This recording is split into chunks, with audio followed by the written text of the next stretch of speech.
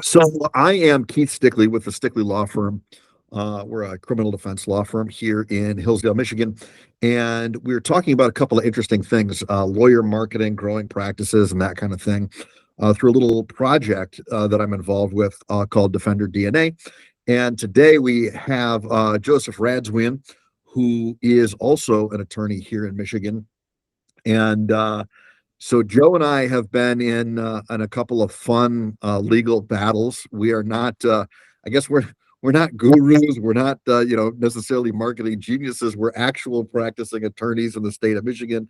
Joe, you started taking sort of a little bit of a different path outside of criminal defense. You were having so much fun wearing disguises in your closing in front of juries that you said, I got to switch it up and go probate as my mainline thing. How's that going for you? You staying pretty busy? Yeah, the probate end of things is definitely interesting. Always something new and exciting to do there, and we like it. I like it. Um, as a solo practitioner with one paralegal right now, we have a good time. So the probate law is not going away anytime soon. I mean, you have people that are dying and people that want to fight over the dead person's stuff. So that's just as blunt as you can be. So yeah, it's not going away anytime soon. And there are different aspects, a little bit something that might be different than what you do with being a defense attorney is in probate, you have the ability to switch sides almost based on the type of petition being filed, right? So you might start a case as the petitioner or the plaintiff in your position, and then a month later, you're responding to a motion and you're being on the defensive side of things. So you get both, the prosecution side and the defense side in probate, and you're constantly switching back and forth depending on the case. So we're kind of having a sort of a raw discussion, today about that. And there is some overlap. I mean, because we're basically talking about building our firms, right? We both started, we come out of law school. You and I actually met making dog food money at a document review shop, you know, waiting for everything to sort of start, as we began. And I think right from the get, a thing that sort of differentiated us between a lot of other people that we were on that review floor with is that we both knew that we wanted to have a business, right? And Mhm. and then the cool thing is as we built our business, you know, it suddenly like the referrals start to happen. I sent you a couple people today, like Mhm. you were like, hey, I got these probate, whatever. So it's important. I like to focus everything, and I think my focus with the Defender DNA project is more criminal defense. There's so much Mhm. crossover in what you do, or anybody that's sort of that solo or that 1 to 3 that's trying to get up, to sort of like the next level. And as we've been talking, we keep seeing the same problems over and over again. So, we're going to make a bunch of content, hopefully, and sort of talk through these things to see what solutions that real practicing attorneys, not somebody trying to sell us, a lead service or whatever. I mean, I see a lot of these ads. I'm sure you've seen these ads, if we don't give you 20 leads in a month, you owe us nothing. And if we do give you these leads, they charge, tens of thousands of dollars. And before I even jump into that, I think it's important to identify the real problem, right? The real problem is that most lawyers, they're stuck. And at least in our position, they're stuck. I mean, the lower end, they're making like 85 grand. At the higher end, they're making 150, and they're busy as heck. They probably have, at least in our state, Michigan, the way Michigan does it with a lot of public defenders, they get these public defender contracts, and I've participated in that. And they're working their rear off. Um, but they're not scaling anything. Like, how do you get to the 250, 350, 400? And, Mhm. and we've actually kind of sort of put together a checklist that we've been talking about, breaking this stuff down. And by the way, and if you want this checklist, by the way, while we're talking or after we're talking or whatever, it's free. Check out there's a link in the description. Go ahead and check that out and grab that. But that being said, the real problem is that lawyers, as I see it, and correct me if I'm wrong, feel free to jump in here, but lawyers think that they need more cases. They think that they need a big fancy website. The reality is that they need, you know, a system and some positioning and a way to track the Mhm. people that are actually contacting them. And they need some consistent pricing, I think, too, and sort Mhm. of the guts to actually throw out that quote. Is that what you're seeing, or what's your take on that kind of situation as far as what the real problems are driving revenue forward? Yeah, I would agree with that. And just to kind of go back on the area of law conversation, this is applicable because you're a lawyer that's a solo practitioner, or maybe you have one associate or a couple staff members. The defender DNA isn't necessarily just, it's not criminal or personal injury or this or this or that. That's where our Keith's experience come from, or mine comes from probate. It's more or less, again, the building, the admin side, the business running of the firm that we're talking about. And that's what's bleeding into what Keith's saying. Lawyers aren't business people by nature. So Mhm. removing the I want to practice law and put on the now I have to manage the admin stuff is not inherently intuitive to most of us. So the system building is definitely something that you have to just buckle down and do. And it could be, I'll give you an example of something that I've done. So I sat down when I hired my first legal assistant and said, okay, this is how we're going to open a file, right? And we're just going to document that process. And it's so much easier now with all the AI and automation and screen recording and all the stuff that's available. But just for me, it was I always wanted like a checklist of things to do when I was a young lawyer. Um, and that's what we made. So I took the time to write a Word document that said, here's how we open a file. These are the core things that have to be touched on. You're going to do this, then you're going to email this, and we're going to, whatever, label this document like this. SOPs. You're Yeah, making SOPs. SOPs.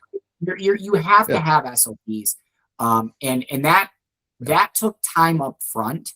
And looking back now, I'm glad I did it then, because now when I'm, super busy and whatever, I can hand that SOP stack of paper or, link or whatever video to the new hire and say, read through this or watch this video.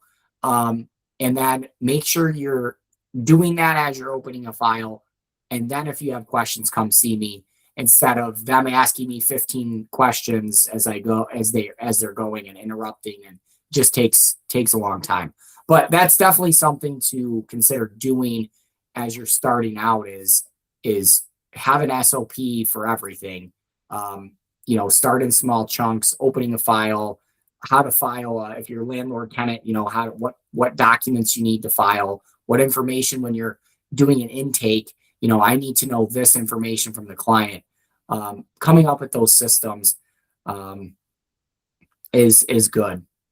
But I don't know if that answered your So, question or well, kind of. I mean, basically, it comes down to this, and that is, and I think we both share the same sentiment, is that most lawyers are, especially solo guys, they're working a job and they're not building a business. And not. by talking about SOPs, you're talking about, the importance of really building a business.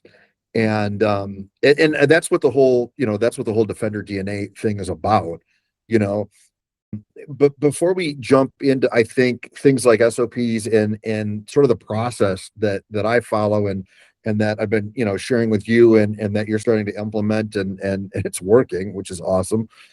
Is that and I think this is so crucial because there might come a time where our clients stumble across this kind of video, right? And Mhm. or there's a lot of young attorneys out there going, well, if I just build a good business, do I actually have to be like a decent attorney, or can I just like go out and get the money? And this is so important, right? If you're not actually a good lawyer, right? If you don't give a damn about your clients, none of this works, right? None of this is even Yeah. relevant. So I think it's important, before we even cross that bridge. And the good news is that if somebody is actually going down this rabbit hole of trying to build a practice and trying to be proactive, they probably are already above average, because we've all Mhm. seen people. I mean, you've gone to courts, and we've been in courts together where we've literally seen other counsel, and you're like, why is that guy doing that? Or, dude, get in there and object. Mhm. Like what are you doing? you know. And on the flip side of that is we go into courts and we see, we see the real players, right? The real deal. And what's the colloquialism, game, respect, game, right? Nothing's more fun than seeing a hardcore, super competent, attorney advocating really for their client. And that's who we want to learn off of.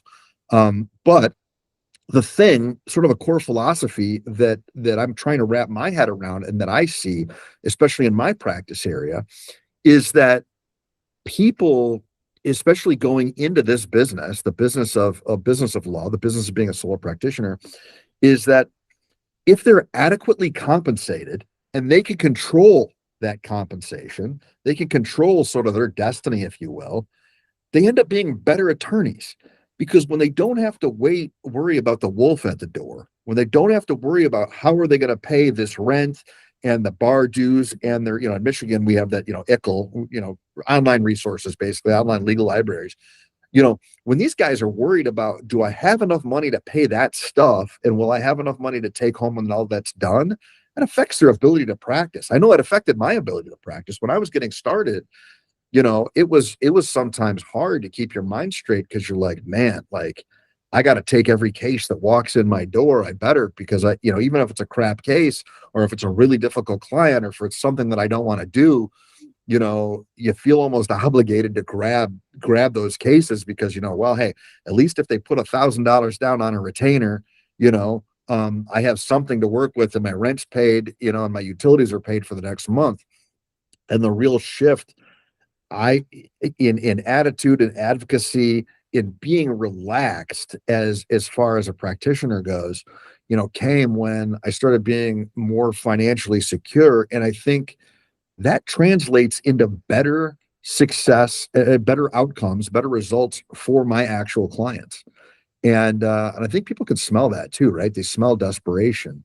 And success kind of attracts success. And you have a really interesting point of view as far as being a probate attorney, and what you have to do, the kind of your fiduciary, it's a fiduciary duty, right? Like, I mean, by and large, you would consider that, right? Like, you're protecting people's wealth and legacy and that kind of thing. And in the criminal world, I'm protecting somebody's freedom. I gotta go fight the government. I guess you do too, actually, in a lot of aspects, in the probate world. But that's so critically important, and you need to not have to worry about the bills getting paid, I think, in order to do that and be really effective. And I don't mean, go screw your clients, but the cool thing is that I found that I actually have the ability, when I'm not worrying about my bills, like, there are causes that I want to help defend, that I believe in, that might not have the funding. And I don't have to feel bad about taking on those pro bono things, because I know that it's not going to cost me personally. You know what I mean? I mean, I think we all have our things, our movements, or whatever that we support, our philosophies, or our, be it politics, religion, whatever it is. And it's hard to do when you're broke. you know and the coolest part about this is you don't have to do that much to get ahead of the curve of what everybody else is doing. I think that, if you don't mind, I want to get into sort of and there's a lot more pillars, a lot more, standards and things that we can get into. But I want to talk quickly about sort of the five main ones that I think I'm trying to really document and delve into, because I think they're the five highest impact points, subjects, sections, if you will. I call them the pillars of the Defender DNA, system, that I think make the most difference. And number one is the foundation, right? Pillar number one is sort of foundation. um you got to have a Google presence. You have to have, people need to be able to find you. you know and there's a lot of different elements to it, but some of the most simple ones, like Google, Google My Business, right? The Google business stuff. That 85% of solo practitioners, outside of maybe asking for a review now and again, they don't interact with that at all. So nobody Mhm. nobody even knows who they, like, it's it's wild. Like, nobody knows who they are, and they're like, I don't have any business. And it's like, the world doesn't know you're in business. That blows my mind. um sort of the second one is, authority-based content. And we're kind of doing this now. Like you and I are creating content, talking about what it is that we're in. I am a huge proponent of video content. And I'll just say it right now, I'm a big Gary Vaynerchuk fan. If you don't know who that is, look up Gary Vee. I think he has great content. He sort of helped shift my brain as far as, you know, if you just give people value without pitching them something constantly, then they'll Mhm. naturally want to hire you. That's sort of the second, pillar, is authority content. So, something that's totally changed with us, and I know it's changed for you too. You're doing this. You've got a really effective YouTube, channel with a zillion views, and I do too. When people call us now after we are giving them valuable information that's not asking for their business, suddenly they just call us and they're already pre-sold. They've probably seen a bunch of our video content. They know what we're about. We're the same authentic people that we are on the video. And we're telling them, what their options might be. We're trying to help break down these legal problems into plain English, so the average person could understand what it is they need to understand. And so you build trust that way. I mean, your close rates are huge. Mhm. We were talking about this the other day. You're looking at mine, we're going over data, and you're like, what is that? And I'm like, you know, it's not having to sell people on your services, when they can tell that you're like, okay, this guy knows what he's talking about. I'm comfortable with him. That's my guy. Then the whole Yeah. closing the sale, asking for the sale is like, I mean, I've probably become a little bit lazy as a salesman because I don't really sell. Like Yeah. people come in and they're, you solve the problem. Like I need you, and we do. Right. Third thing would be the third kind of pillar would be lead tracking. Um, and this is going to sound like complicated. There might be some people, who are getting into this that are like, man, I'm a solo guy. I'm doing all this stuff. How am I supposed to track leads and follow up and do all these things? Dude, the cool part is with the tools available, via Google that 90% of people in this business already have, and they don't even know it. They already have the tools to do this. And, we can show them how to do this. And you really jumped in because I didn't know that I'm a Google guy. I like their stuff or whatever. And I haven't used Microsoft products in a while. And I'm showing you this stuff and we're talking about it. And Joe's like, yo, dude, I got the workarounds. If you're working in a Microsoft environment, like you need to know the Yeah. concepts. Microsoft can do the same thing. And that was awesome. How was that? I mean, is it pretty easy? It's pretty like the flow is cool. Yeah. Microsoft, Microsoft obviously is a competitor to Google. So anything that Google has, Microsoft or vice versa is going to try to outdo each other in. The one thing that I liked about Microsoft was, and I didn't play in depth with Google, so maybe you could correct me, but Microsoft allows me to, depending on how an answer uh, is put in, it will prompt a different question. So, if the person is Oh, filling out a form or whatever for tracking purposes, and we're putting in answer A, I can make it ask the next question, number 17. But if they put in answer B, I can have them ask the question answer 18, right? So like it's variable in that sense that it's pretty customizable, and that helps track in the long run. That's kind of a rabbit hole, but or a specific rabbit hole of what Keith's talking about. But the tracking definitely, here's the kind of the push for a new lawyer doing it. It's going to save you money in the long run, and here's why. If you track where your leads, at least if that's what we're talking about, is lead tracking specifically, if you track where your lead comes from, you're going to know where to spend your time, effort, and money in getting more of those clients from that area, right? I'm thinking of Facebook in particular.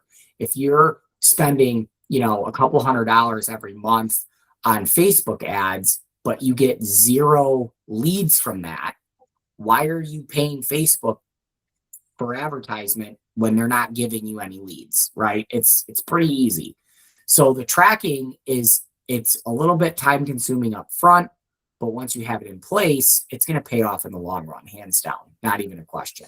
And, and Joe, that goes into the next part, the next basically pillar number 4, and that is analytics, because we're almost getting a little ahead of the game, but there's no way to do it. You have to take things sequentially. Pillar number 4 is analytics and using AI, artificial intelligence, Mhm. to analyze this data that we are creating so that we know where to go. It creates the roadmap. So how do I explain this? My flow is basically this. I create authority content, oftentimes through video. People watch it, then they like me, then they call my firm, then I get their lead. I go through a lead sheet it's really awesome. One click on my phone, all their stuff is in, it's categorized. I have everything that I need, and it's just great. Then monthly, or even bi-monthly, I have a certain AI, a prompt system, whatever you want to call it, that analyzes all that data of my leads and what I've closed and everything. And it literally tells me your most efficient source of leads are, this content for these kind of things, and Mhm. you need to make more of X. We're hearing Right. a lot about AI in the legal space, and I just think the conversation is wrong. Everybody's worried about, oh, I'm going to use AI to write my motion. I'm going to use AI. I'm like, man, that's not where lawyers need to be using AI. Being Mhm. a lawyer, you don't need AI to be a lawyer. You really, you don't, especially if you have a lot of experience in a specific practice niche. You need AI to build your law business, because Mhm. a solo guy, you can practice law. I hear this all the time. I just had a great conversation with a guy on LinkedIn today. And he's like, man, my courtroom success was awesome. Problem was trying to run the business, and I felt like I was undercapitalized and I couldn't keep it all running. Dude, AI is the thing. It is the thing that's going to help the administrative side of this and cut down on your hours so that you can focus on doing the real work, representing your clients, keeping them, in my case, keeping them out of a cage, right? Because the government doesn't care, right? They have a massive profit motive to lock people up. Um, you have to protect your client's assets. You have to protect their legacy, right? They've obviously Mhm. had wants and wishes that were going to take place, hopefully, when they passed on. And so that business development, that's where the real power in AI is. And I'm biased, and then it might change. It might change as technology is changing everywhere, but not at a very rapid pace. But I'm telling you, I think the real power is in having AI run your business. And I'm not just talking about answering the phone, or, everybody's got a little service, little thing, and I use some of them. Like I use some of them. I have an AI answering machine service now that I think is great. But when AI can really look at your business numbers and say, hey, look, this is genuinely where you are. And if you want more money, a little bit more freedom, you couldn't, you would have to hire a high level CFO to get the level of analysis that we all possess, borderline for free now on your phone through AI. Or, if you get, what is ChatGPT, $20 a month, I think I pay, for business analytics, that's where the power's at. You don't have to worry about hallucinations, all this kind of stuff. The business analytics, I think is where it's at. And then sort of the last thing is you need systems and scales. You hit this so hard on your SOPs. There's just some best practices that people need to learn when they're trying to start their legal business. Because if you want to make more than 150, 200 grand, you got to treat it not as a job. It's a business. Like it's an actual, Mhm. it's an actual business. And law school didn't teach us, you know, law school didn't teach us any of that stuff, you know. And the thing is, taken as a whole, I think that this looks very kind of complicated or whatever, but it's really not. It's easier than you think. And I think that if a lot of people get even 2 or 3 of these parts of our puzzle down, which takes what, 5, 10 hours a week to maybe get started and then really push it forward. Um, they, in 1 year, their life will be, completely changed. Would you agree? Yeah, I would. And that's kind of also why, we sort of made the checklist. And again, if you want the checklist and it explains the 5 pillars it's talking about, grab it free. There's a link below. Before we wrap up here, I want to talk about sort of a couple of, I want to get your opinion on some of the sort of industry truths or hot takes, if you will. Ooh, the sun's driving me nuts. I'm getting laser beamed out here. It's the evening. It's pretty nice out here though. So forgive the crazy light lines there. But um so in wrapping things up, and obviously we are, putting together the Defender DNAs that will end up being, educational opportunities and that kind of thing. But there's a lot of folks out there that think that they have to have, monthly subscription, CRMs or, software products like Clio and My Case and that kind of thing. What Mhm. is your sort of take on that? And how useful is that stuff really for building a business, building a law firm business, as opposed to, the stuff that we address in the pillars and stuff that we kind of already have access to, but can sort of just Mhm. change it or customize it to what we used any Yeah, of those. I've not used Clio. I've not used My Case. I've seen tutorials or I've had attorney friends that show me when I'm at their office or whatever. Hey, this is how this works. I vetted some of them out uh, probably about a year ago. Some of the bigger named ones, and what it comes down to for me is I can still do what I need to do without those in my current stage. So no, to answer your question, you don't have to have those right out of the gate. I would be For mindful me, in okay, transferring, right? If you're scaling, how do you transfer if you have something on Google to, let's say it's Clio or My Case or whatever, right? So just being mindful of that and not kind of getting stuck into a hole where you can't come out of because you're so married to that system or that product. for me, a big concern was that, these portals, they don't help jailed clients, right? From a criminal defense perspective. And you might be in a little bit of a different situation because most of your clients presumptively aren't sitting in a jail or prison cell.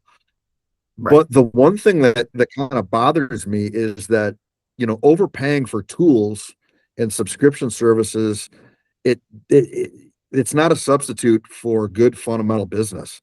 Like I think it all these tools and services, and I think you're right. I think they serve a purpose once you scale to a certain level. But the volume that you Mhm. need to really address this stuff and really use some of those tools effectively, I think that money is so much better spent elsewhere in developing your business because, you know, once you have the fundamentals of how to get revenue coming in and service those clients, and you're doing it at a level where you're getting paid fairly and adequately for each case, you don't need hundreds of clients, right? So it becomes how useful is this portal system? And I'm not a fan of, I'm a couple years older than you, but not too much. I'm from the era where like we still bought a CD and owned our music, more or less, right? Like we owned the copy, right? So, um, this whole thing kind of creeps me out where you're going to give a third party provider, it's same thing with these lead systems, right? What we're talking about is developing assets that we own and control. Now, sure, we have to pay for Google Suite or Microsoft or whatever. Okay, I get that, right? But I mean, I don't see how it's a great idea if you end up with a lead system that you think is going to bring you a bunch of money and they're going to do all the homework for you. They're going to do the heavy lifting for you. And then suddenly they either go out of business or you can't pay the bill 1 month. And then now what do you do? Right?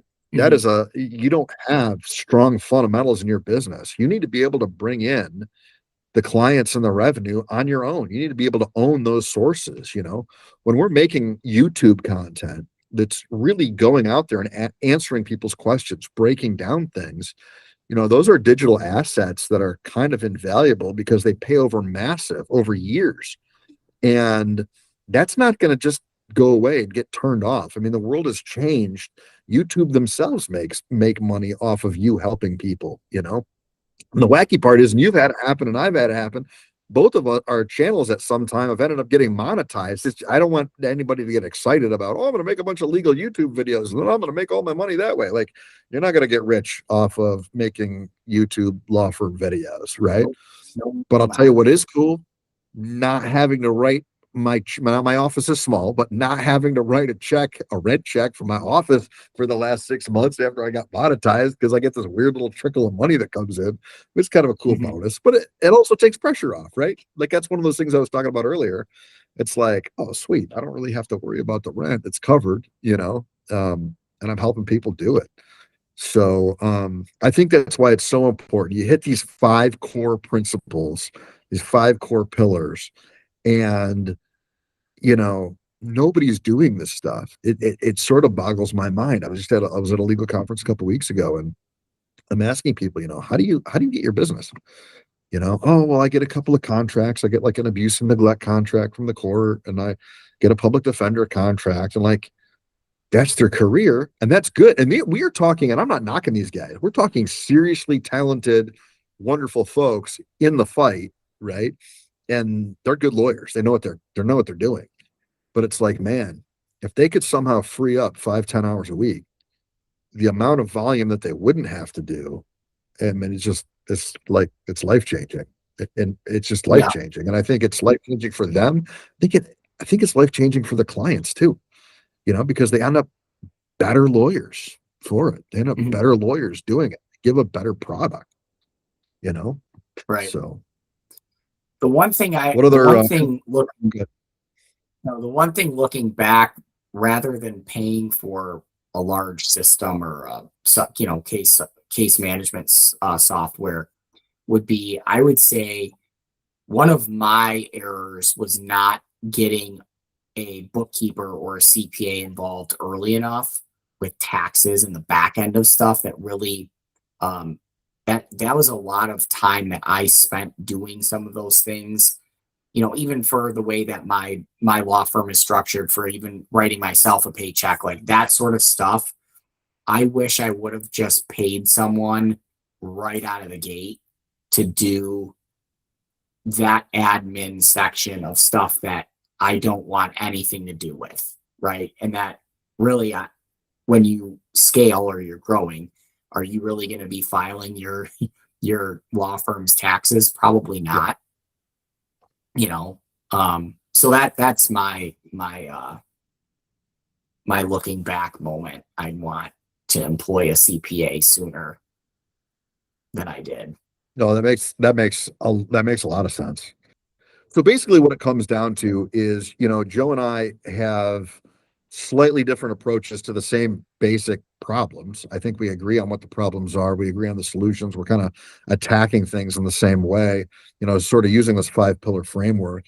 And we're going to keep talking and developing content, and we're going to share sort of, how we do things, and within that framework, because it really does, those five things really do amount to what somebody out of the gate, or somebody wanting to maybe transition from maybe even a public defender's office, or they want to go into this and they don't want to have to worry about, where is the next check coming from, what do I have to do, because we both been there. I mean, we both been $24 an hour, baby, doing doc review with a bunch of people going, someday I'm going to be a real lawyer that can actually charge money. And it's like, I don't know what turn that we took to get out of that. Maybe that we were just kind of sort of naturally programmed that way. And that was a gift that we've been given.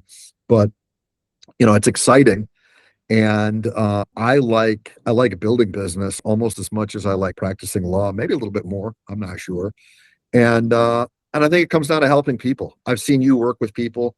We've sat at a defense table together, with a guy who didn't have much of a shot and got a pretty, well, let's call it a goofy outcome. It was a fair outcome ish. It was pretty goofy, but I think you care about people too, and it's not just about our criminal clients. It's, I care about, and I think you do as well, the legal profession as a whole. And I think if we can sort of impart, some of these lessons that we've got, along the way that have helped, I think that, I don't know, it'd make me feel better too.